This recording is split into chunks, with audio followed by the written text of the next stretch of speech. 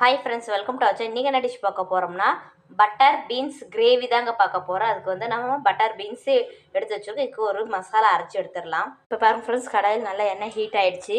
இப்போ வந்து ஒரு டேபிள் ஸ்பூன் அரிசி, மிளகு, பட்டை, லவங்கம், ஏலக்காய், ஜீரகம், சோம்பு, வரமிளகாய், இஞ்சி, பூண்டு. இப்போ வந்து நம்ம எண்ணெய் நல்லா ஹீட் ஆகிடுச்சு. இப்போ நம்ம ஒட்டுக்கா போட்டுடலாம்.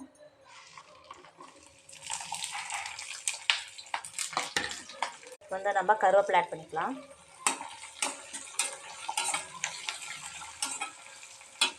இப்போ வந்து நம்ம வெங்காயம் ஆட் பண்ணிக்கலாம். ஒரு மீடியம் சைஸ் வெங்காயம் ஒரு 4 எடுத்து நம்ம கட் பண்ணி இதில் ஆட் பண்ணிக்கலாம்.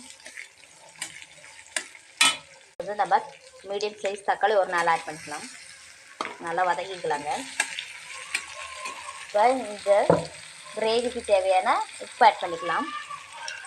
ஒரு 1/4 டீஸ்பூன் மஞ்சள் ஆட் பண்ணிக்கலாம். பாருங்க ஃப்ரெண்ட்ஸ், நல்லா வதக்கி எண்ணெய் பிரிஞ்சு வந்துடுச்சு. இப்போ வந்து இந்த ஸ்டேஜில் வந்து நம்ம தேங்காய் ஆட் பண்ணிக்கலாம்.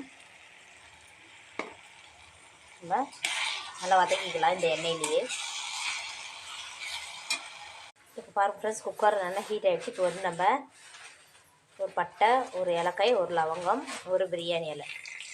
இப்போ நம்ம அரைச்ச மசாலா ஆட் பண்ணிக்கலாம்.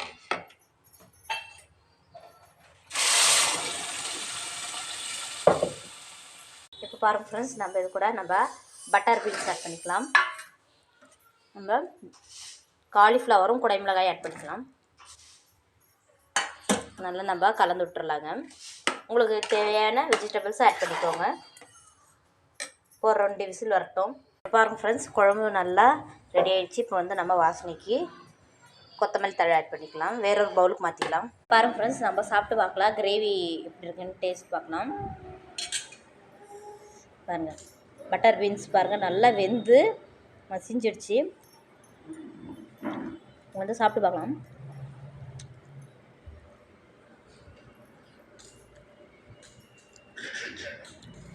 சூப்பராக டேஸ்ட்டாக இருக்குங்க.